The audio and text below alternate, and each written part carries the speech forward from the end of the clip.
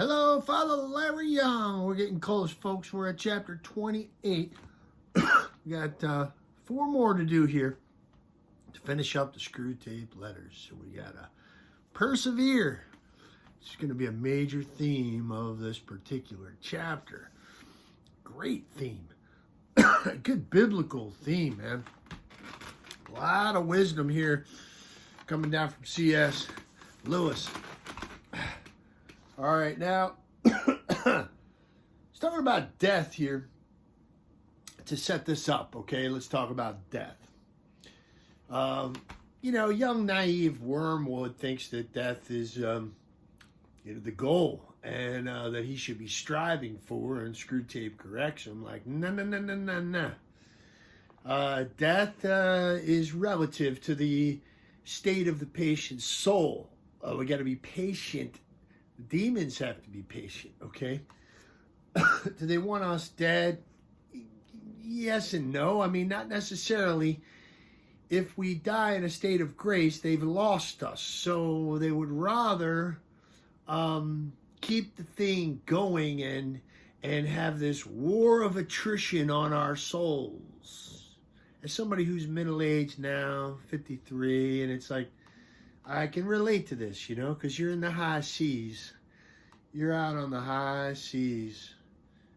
There's no shorebirds out here. I'm in the middle of my life. I don't know where you are in your life. You may be starting to see some shorebirds circling the mast. Or maybe you're still just leaving the harbor. I don't know, maybe, I'm out there, man. So I can totally relate to this because endurance, perseverance, this is one of those vocations, priesthood, where, dang blasted, I mean, your early days in the priesthood are relatively easy. You're an associate priest. You don't have nearly as much responsibility as a pastor. Then you finally become a pastor, but, you're in smaller parishes. So I had some nice soaks in the country and smaller bite-sized parishes, okay? Still, it's got its challenges. You don't have as big of a staff. But then I got friends who are literally retiring right now who taught in the public school system, and they're actually punching out. I'm like, what the heck? I got like 20 more years to go, man. I am just getting cranked up.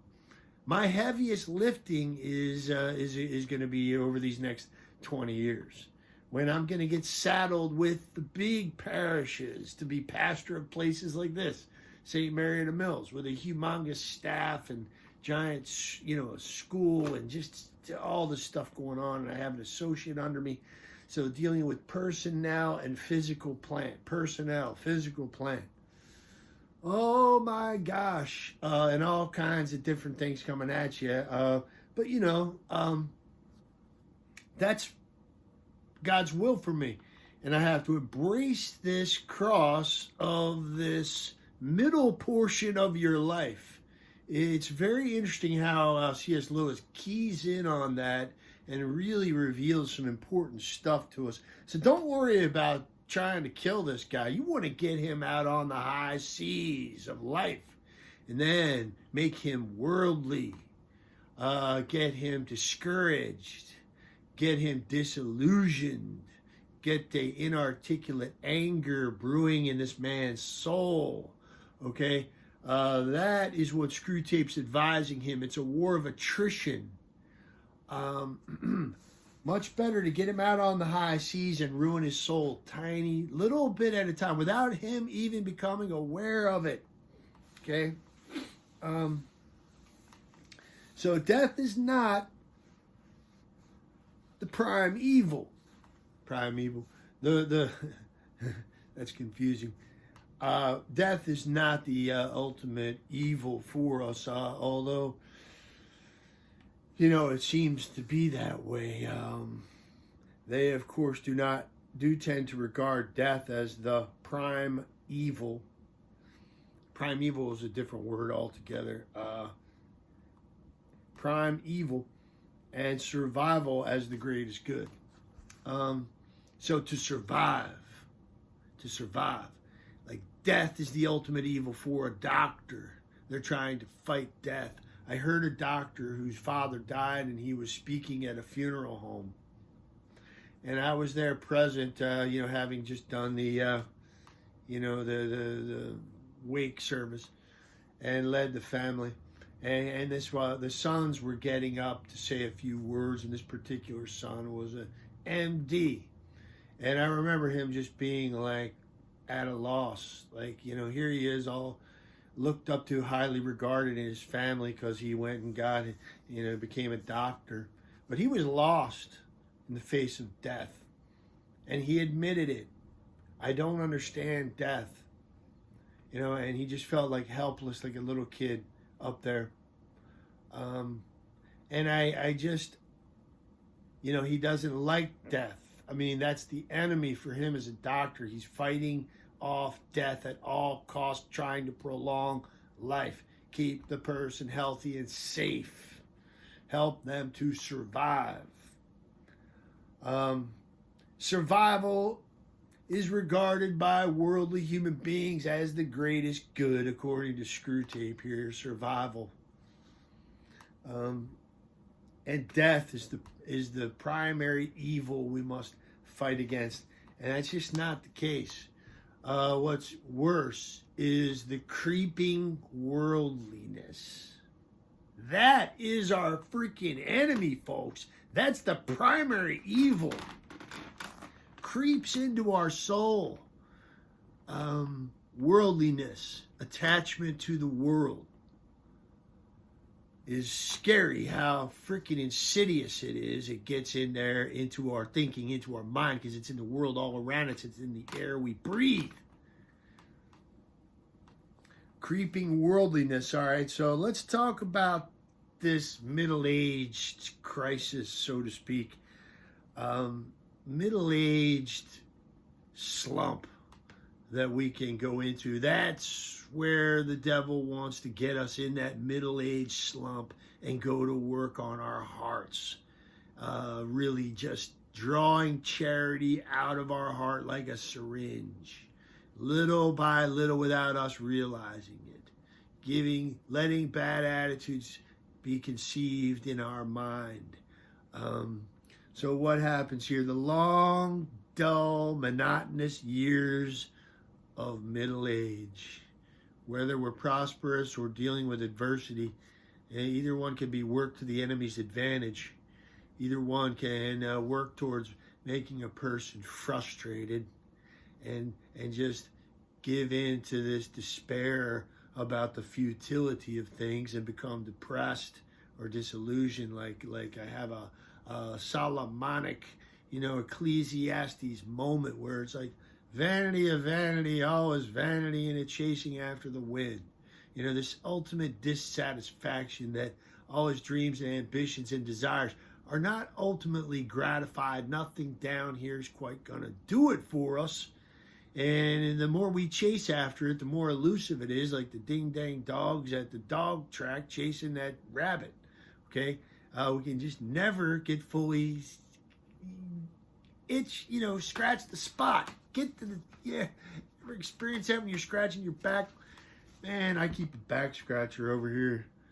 Loves me some back scratchers, man. I got the itchiest dang back. I know which door jambs and shelf edges I can rub my back on. But I keep a back scratcher around for that reason. If somebody else tries to scratch your back, it's the most irritating thing because they can't get it. But yeah, I mean, if you're trying to reach a hard spot to reach in your back and you don't have a back scratcher, you're like cutting off the circulation to your shoulder and trying to reach it. So irritating, man. That's life. That's a great metaphor for this life down here and what can happen to us. It's so hard for these creatures to persevere, he says. Screwtape says, and that's the truth, man. We got to get through the high seas. Whether you are young and you haven't really gotten out there on the high seas yet, and you're full of piss and vinegar, 10 feet tall, and bulletproof, and you have all these initial dreams and desires, you're trying to set yourself up for that long oceanic voyage.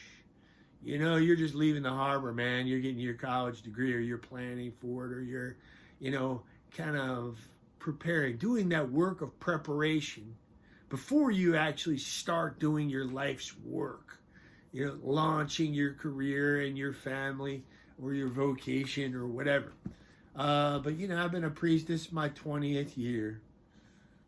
And I'm out on the high seas, and I got a long way to go. I got another 20 years. You know, I'm just smack in the middle of this thing, man. It's ocean all around me as far as I can see. Ain't no shorebirds. And if anybody else, hey, if you're in that place in life too, I'll just give you a little fist bump, all right? It's tough. This is where you got to dig deep, though. This is where you got to dig deep. This is where our faith is really tested. We have to learn to endure. Perseverance. Keep on punching that ticket every day. Clock in and clock out. And just faithfulness. Endurance. All right. It's a good word here I like. It's so hard for us to endure. And here's this Greek word you find in the New Testament. It's one of the words that we use for endure. Hupomeno, okay? Meno is to remain, okay? And hupo and this prepositional prefix attached to meno means under, okay? Hupomeno, to remain under something, under a burden. So for a Christian, that burden, ultimately, the first thing that comes to mind is the cross, okay? We have to carry our cross day after day and find joy in it.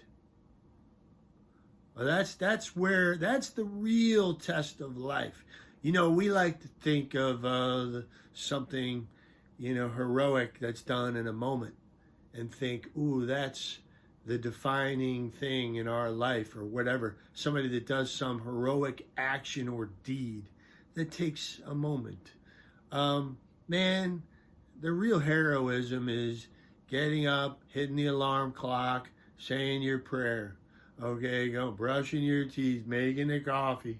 Okay, and then sitting back down on the bed at the end of the night, taking off your shoes, setting the alarm clock again, getting the coffee machine set up for the next day. All right, we got to just keep doing that day after day after day after day. That is the heroism in the eyes of heaven. That's what they see as heroic. Okay, we just don't see that. See, boring. Man, this is awesome. We are making progress and pushing that ball forward a few yards at a time. But we're getting there. We're getting there. I walked 2,166 miles on the Appalachian Trail when I was 21. You know, if I learned anything from that ding-dang hike, it was that. You keep moving your legs, you're going to get there. You know, many times I thought I'm never going to get there, wherever my destination was. I was so miserable, cold, tired, wet, you know, but you just keep moving your legs. You do get there eventually. Pretty soon you're in your sleeping bag, warm, in your dry clothes, and you're just like making your dinner and laughing with other hikers and writing in your journal or something, and you're like thinking back to that moment of despair an hour before when, you know, you're like, okay, it's going to be right around the corner, right around the bend of the trail, right around this, on the other side of this mountain, this ridge. And it's just like, it just drags on and on and on, but keep moving your legs. Man, we're going to get there. Next thing you know, you're 40. Next thing you know, you're 50. Next thing you know, you're 60. You're 70. We're going to get there. Got to resist that voice of despair that we're never going to get there. No, that's bogus. We will get there. All right, so what happens to us? Here's what happens when we're trying to persevere through the high seas of this life. First of all, you know, C.S. Lewis points out that there's a quiet despair of ever overcoming the chronic temptations, that we're not going to stop sinning till 5 minutes after we're dead.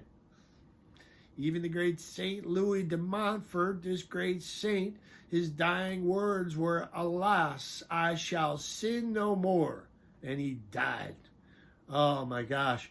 I mean, the relief of not having to sin anymore and deal with these, you know, with this madness on the brain, okay? the sin in our life, the temptations all around us. I mean, this is a very dysfunctional place down here, in case no one's realized that quite yet.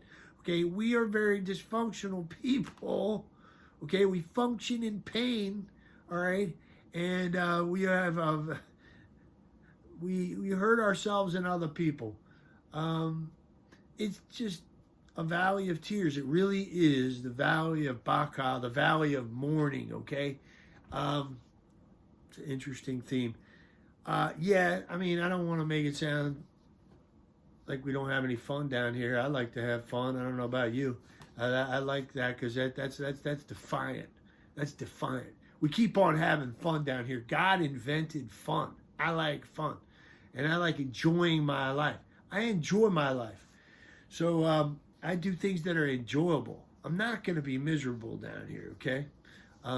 So that, I think, is something that flies in the face of the evil one. He hates to see us laughing, enjoying ourselves, and having a good time, the evil one. So we do it. If it's done in a godly way, in a ordered fashion, it's a wonderful thing. Keep this life going. Now, drabness, inarticulate resentment, wearing out a soul by attrition, getting them angry.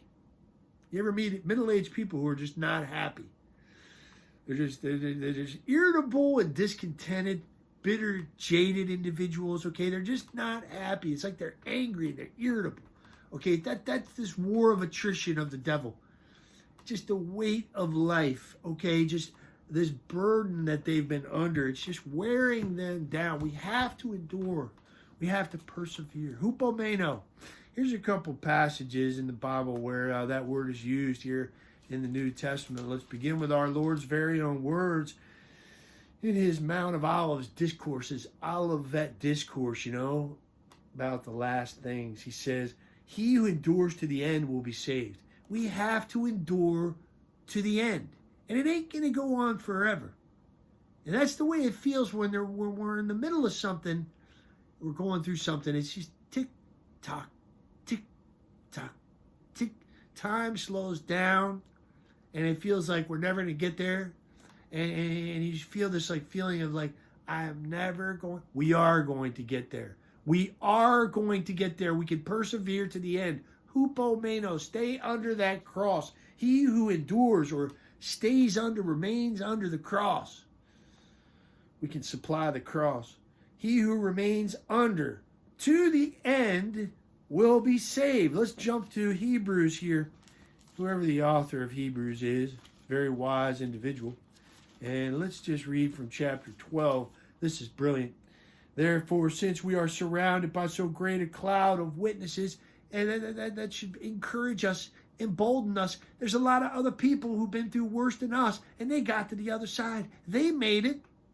Hey, they made it, we can make it. There are a cloud of witnesses, our cheerleaders on the other side, cheering us on. You can do it. If we just think of that, it's so encouraging. Let us also lay aside every weight and sin which clings so closely, and let us run with perseverance. Hupomeno. It's a marathon, not a sprint. And this is where you win the race. These long miles in this middle stretch. Not the little sprint at the end of a race or the sprint out of the gate. Okay, it's the long miles in between. Just laying down, keeping a nice rhythm and a nice pace, nice balance, and ride the thing out. Kind of just maintain. Let us run with perseverance the race that is set before us, looking to Jesus, the pioneer and perfecter of our faith, who for the joy that was set before him endured the cross. Hupomeno. He stayed under that cross. Why? Because he's masochistic and he's founded a religion of masochists who love pain and suffering. And that's what Christianity's all about. That's what the devil wants us to think. No, he did it for the sake of the joy that was set before him. We have to keep that ever-present joy set before us. It's just that joy is not going to be in this life. So if we think we're going to find it in this life, we're going to run around with our straw